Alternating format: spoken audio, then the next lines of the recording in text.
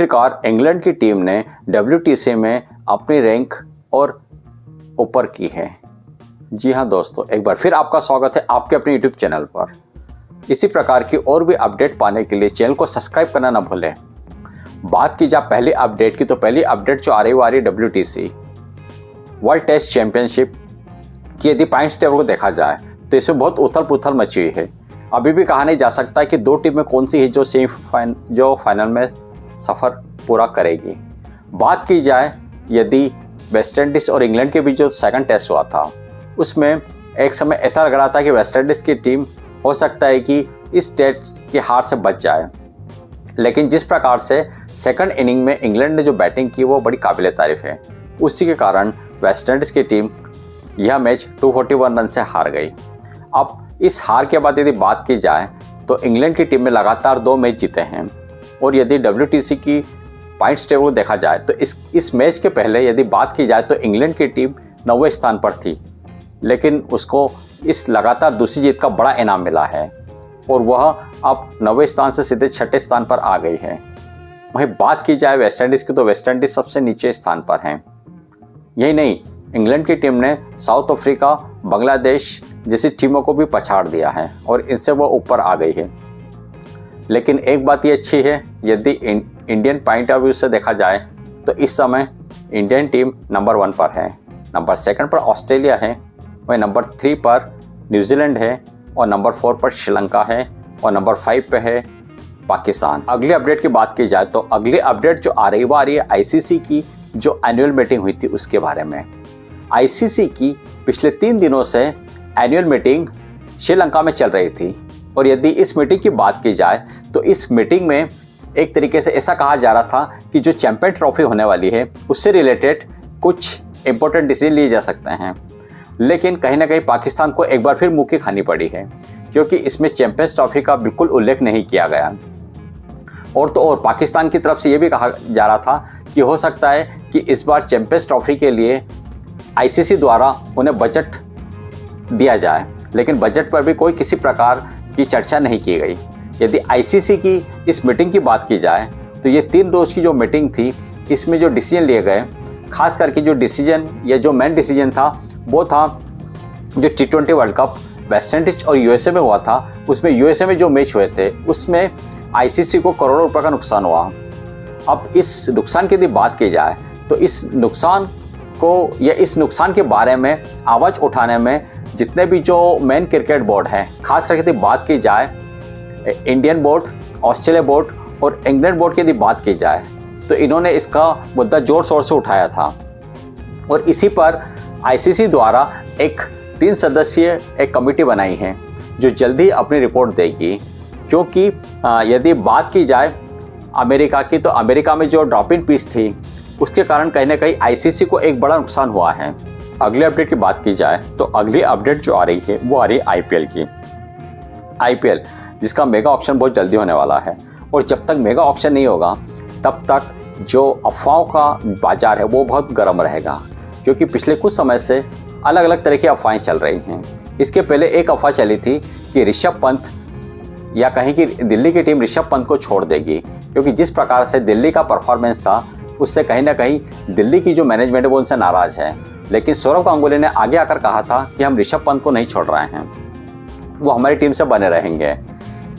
बात की जाए IPL की, तो IPL में अब एक एक न्यूज़ और आ रही है, और वो है कि KL राहुल के बारे में। क्योंकि KL राहुल के बारे में कहा गया कि KL Rahul Lucknow super giants का हिस्सा हैं और लखनऊ सुपर जायंट्स के वो कैप्टन भी हैं।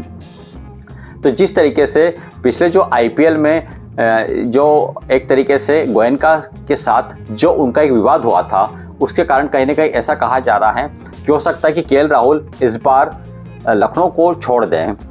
अब ये बात आ रही है कि यदि वो लखनऊ को छोड़ देते हैं तो मेगा ऑक्शन में उनके पीछे जो टीमें लगेगी उसमें सबसे आगे है RCB, क्योंकि RCB को एक विकेट कीपर भी चाहिए, और यदि KL राहुल की बात की जाए तो वो विकेट कीपर हैं। इसके अलावा RCB की बात की जाए तो RCB कहीं ना कहीं नए कैप्टन को भी चाहती है, क्योंकि फॉफ डु प्लेसी की यदि बात की जाए तो उनकी एज थोड़ी ज़्यादा है, और ये कहीं ना कहीं चाहते हैं कि यदि इंडियन कोई इसको रिप्रेजेंट करे तो वो ज़्यादा अच्छा रहेगा। वहीं विकेट कीपिंग की बात की जाए तो दिनेश कार्तिक ने आरसीबी से रिटायर्ड हो गए हैं, तो उनको एक विकेट कीपर की भी तलाश रहेगी। तो वो चाहते हैं कि एक तीर से दो निशाने किए जाएं। एक तो केएल राहुल की यदि बात की जाए तो कैप्टनसी भी कर सकते हैं, विकेट कीपिंग भी कर सकते हैं, इसके अलावा 1 से लेकर 4 नंबर तक कहीं पर भी बैटिंग कर सकते हैं।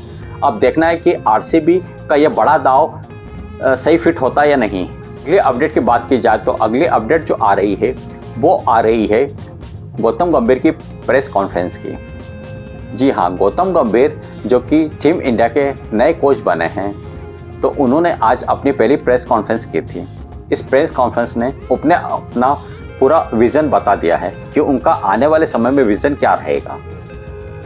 लेकिन उसके पहले यदि बात की जाए तो इस प्रेस कॉन्फ्रेंस के बाद पूरी यदि T20 की टीम है वो श्रीलंका रवाना हो गई है और वो कोलंबो भी पहुंच चुके हैं।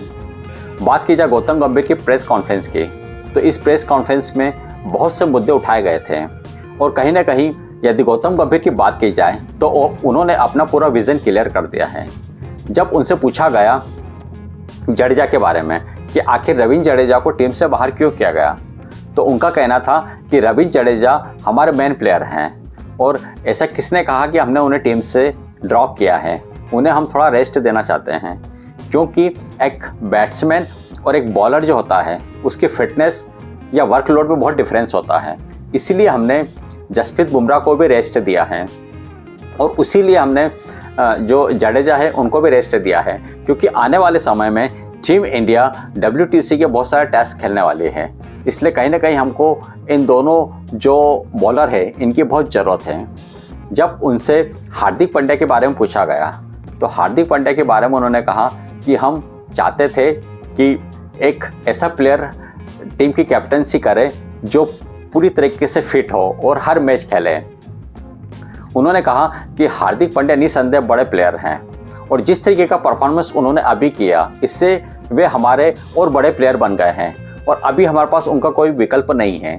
इसलिए हम उनका जो यूज़ करेंगे वो बिल्कुल एक तरीके से फूक फूक कर बोला जाता है उस तरीके से हम करेंगे, ताकि वो हमारे लिए हर समय उपलब्ध रहें। कहीं ऐसा ना हो कि बड़ी कोई सीरीज़ आती है या कोई बड़ा मैच आता है तो वो इंजर्ड हो जाए। इसलिए हम उनका जो यूज़ करेंगे बड़ा सोच समझ कर करेंगे। इसलिए हमने उन्हें कैप्टन नहीं बनाया है। हम चाहते थे कि हम ऐसा कैप्टन बनाएं जो हर समय टीम के साथ रहे और हर मैच खेले, और इसके लिए हमें सूर्य कुमार यादव बिल्कुल परफेक्ट प्लेयर लगे थे। इसके बाद उनसे पूछा गया विराट के बारे में कि विराट और जो आपके बीच में जो विवाद हुआ था, तो उन्होंने कहा कि ऐसा कैसा विवाद है, किसने बोला कि विवाद हुआ था। हम दोनों ने तो बाद में बातचीत भी की है, लेकिन मैं इसको मीडिया की खबर नहीं बनाना चाहता हूँ। हम दोनों हमेशा बात करते रहते हैं और हमारे मैसेज भी आदान प्रदान होते हैं। हम उस पर बहुत सी बातें करते हैं और वाकई में जो विराट कोहली हैं एक बड़े एथलीट हैं और मेरी कोचिंग में और हो सकता है कि वो और अच्छा परफॉर्मेंस करें। जब उनसे रोहित और विराट के बारे में पूछा गया तो उन्होंने कहा कि रोहित और जो विराट है दोनों बड़े प्लेयर हैं और मुझे लगता है कि यदि वो टीम इंडिया की इसी प्रकार की सर्विसेज करते रहेंगे और यदि वो फिट रहते हैं तो हो सकता है कि वो 27 का जो वर्ल्ड कप होने वाला है वो भी टीम के लिए ज़रूर खेलें और एक अच्छा रिजल्ट दे। इस प्रकार उन्होंने इन सब बातों के ऊपर अपनी बेबाक बातें रखी हैं। अब देखना है कि उनके अगुवाई में टीम इंडिया कैसा परफॉर्मेंस करती है।